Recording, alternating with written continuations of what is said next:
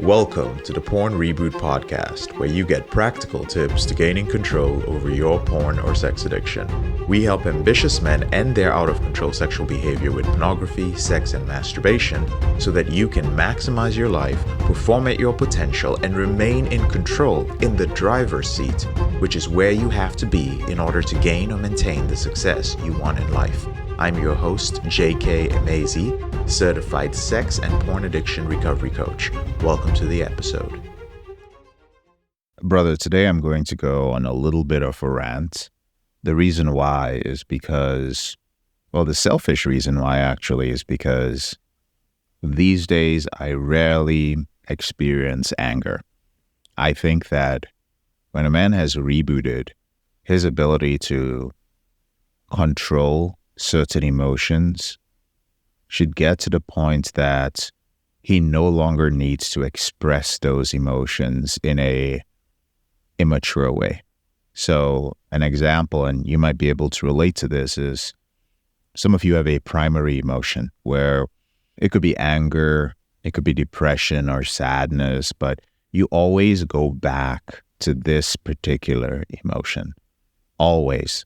Somebody says something to you, your wife criticizes you, a business deal goes the wrong way, and let's say your primary emotion is sadness, you'll go through a cascade of different emotions and end up at sadness.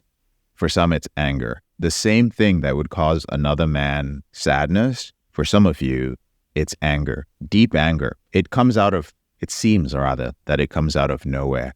But it is a reaction to the very same thing that's impacting another man.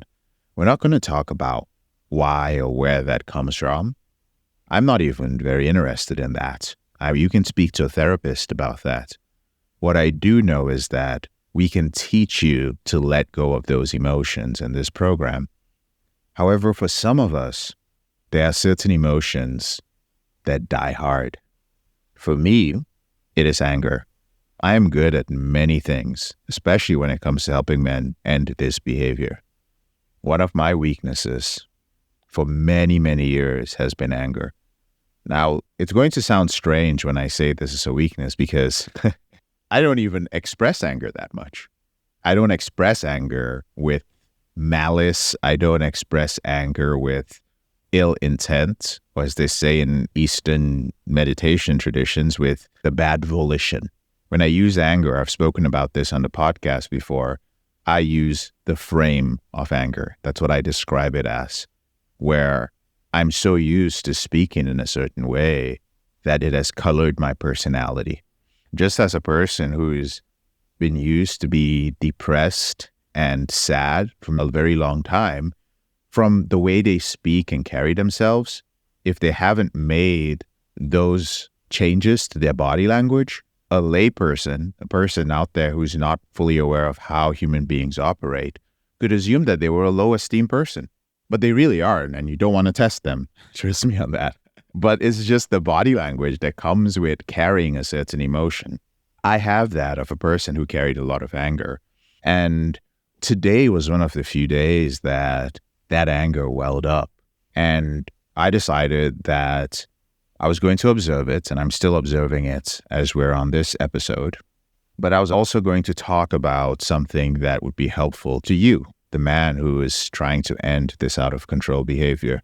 The thing that led to it was just certain clients within the program. And last year, I started letting go of some of our VIP clients who were disrespectful to others in our program. I want to make it clear, these men were paying tens of thousands of dollars. I have often said it, but I think people find it hard to believe, and that's okay if you're at a certain place in life. But I sincerely don't give a fuck about your ability to afford our program. We have been around for a long time. We are always getting applications. In fact, for the last 3 years, I put out an email where I was open and transparent about the number of applications that we receive. We are good at what we do. So the priority has always been working with the right type of men. You don't like us, they are our copycats out there. There are some decent therapists. There are religious methodologies. Oh, now there's like all sorts of somatic work related to your porn addiction. You can go for retreats. You can do all of these things at a fraction of the cost of being in elevated recovery. You do not need to work with us if you don't feel that you are a good fit. Take your money elsewhere. If you are one of these people that I'm about to describe, it's important because almost all these men were also listeners of the podcast, which is interesting because if you've listened to this long enough, you should know the sort of culture we have within elevated recovery. And the issue is this. I pride myself in creating a very safe place for successful men to show up at a very specific, predictable time and talk about their behavior.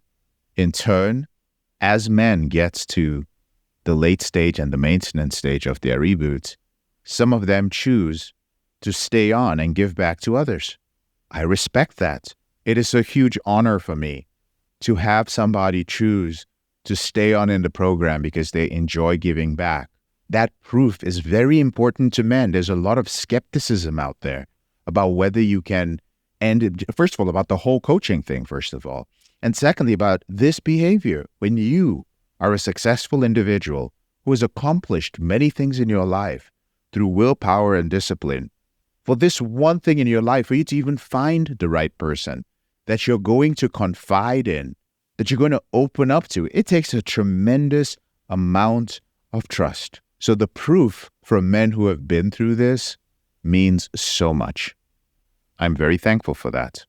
Men show up and by the example of others, when they see other people be vulnerable, talk about STIs that they've gotten while they are married men from acting out.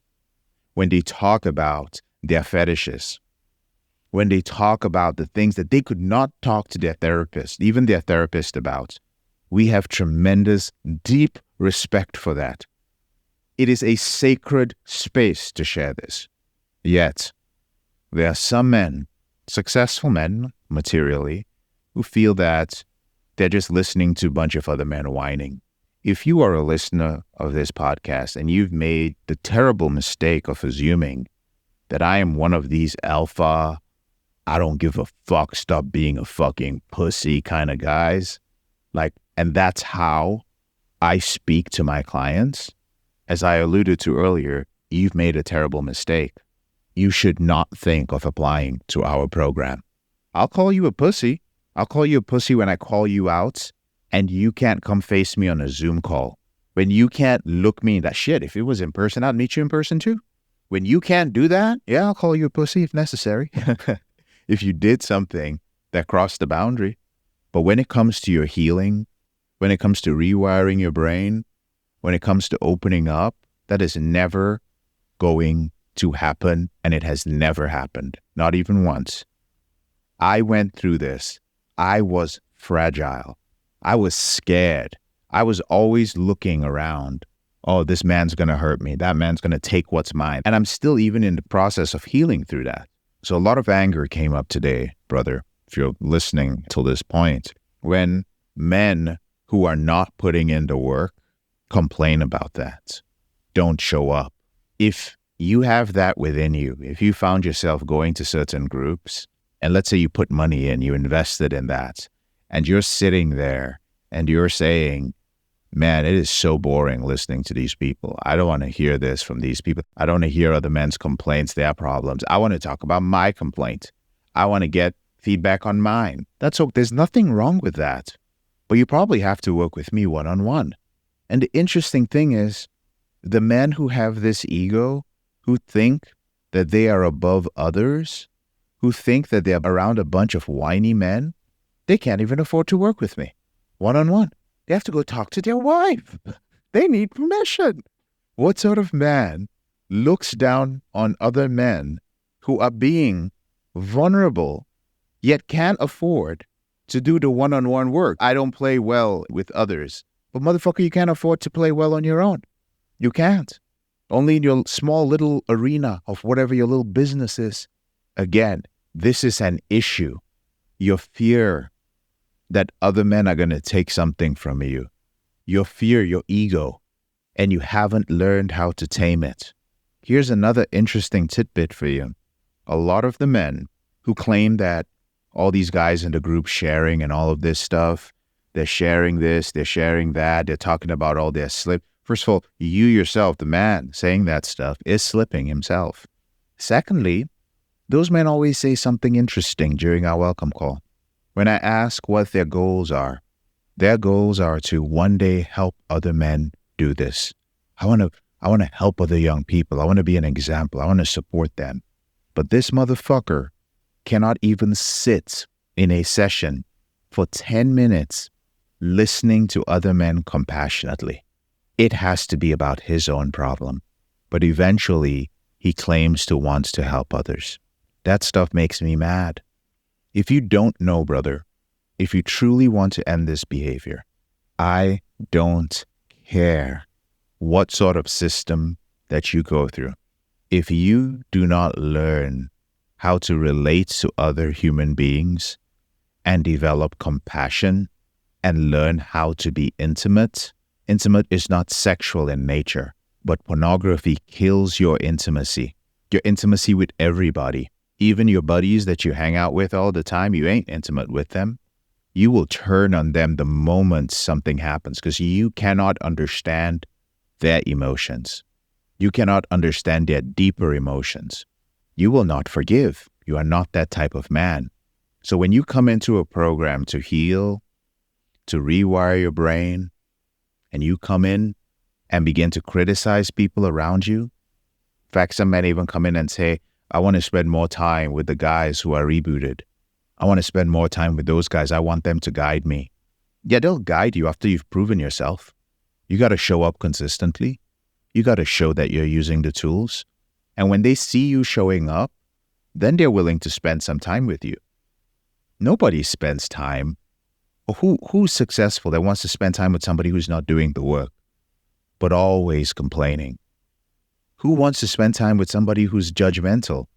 You want to spend time with the big dogs, the guys who are in the late stage and the maintenance stage, without realizing that those guys who are in the late stage and the maintenance stage spent months and weeks in groups with other men, listening, learning, sharing, being accountable.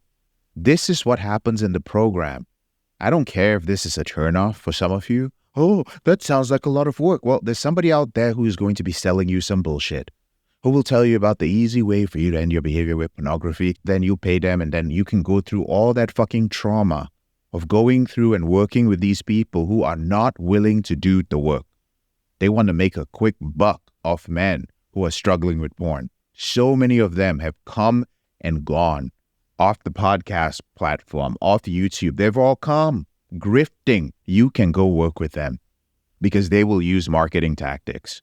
Yes, don't get me wrong. I market, I sell, I'm shameless about it. But at the same time, I tell the truth, even if it's going to turn some people off and they're just like, I was totally going to work with you, but this behavior is a turn off. It may be a turn off, but it is the truth. And when we struggle with this behavior, we are fucking liars. Any opportunity we have to tell the truth, we must tell the truth. And that's part of my reason for sharing it here. Because recently, in the past years, I've been, honestly, as we've become a lot more successful, I haven't been catching myself, but it's been happening, trying to be a little bit more politically correct. Fuck that. Trying not to turn away the new podcast listeners, not to turn away the new email subscribers and the people on YouTube. But, trying to be, fuck all of that. I honestly don't give a fuck. I don't. The principles are all that matter to me. I want to go to bed knowing that I'm doing good work, working with good people. I don't care if I have to stay on a phone call with a dude for 4 or 5 hours because he wants to kill himself. I don't care. This is the fucking work that matters. And if you don't like it, if you don't like that this takes work, if you're judgmental, if you are like some alpha male who's just, oh, these guys are slipping, everyone sucks, blah, blah, blah, blah, blah, blah. If you're one of these pieces of shit, I do not want you in my program. Rant over. Tomorrow, we will continue our series on stages of your reboot and different areas of success. I've covered ambition and a few other things. I'm really excited about this when it comes to the different stages of your reboot. No one else has done this because there are very few people who have looked at financial, material, family success, like basically trying to be as well-rounded. You can never be perfectly well-rounded as you can in multiple areas of reboot capital while you're ending your out-of-control behavior and while actually being aware of where you are in your reboots. So I'm super proud of this. We'll continue with that tomorrow. Needed to get this out there. You'll have a great weekend. I'm JK, your brother in this struggle. Thank you so much for listening to this episode of the Porn Reboot podcast. I'll speak to you later on in the week. If you found this episode helpful, here are 4 ways I can help you with your out-of-control sexual behavior for free. The first way is to grab a free copy of my book, Confessions of a Porn Addict, 7 Secrets of Porn-Free Men at elevatedrecovery.org, or visit the link in the description below this episode. The second way is, if you're not sure where to start, but you'd like to learn more about my team and I, if you'd like to spend time with like-minded professionals and business owners who are controlling their behavior, then join our free and confidential group, the Porn Reboot Group on Facebook. There's a link to join in the description below this episode. The third way is if you need help right now because you have a burning issue, your behavior with pornography is hurting you mentally or emotionally, you're about to lose your relationship, you want to live up to your potential, be an authentic man, and free yourself from shame, guilt, and underachieving, then click on the link in the description below this episode that says free coaching call. And the fourth way is to leave us a 5-star review if you enjoy this podcast, so that we can reach more men who are struggling in silence and bring back the lessons we learn from coaching them to freedom.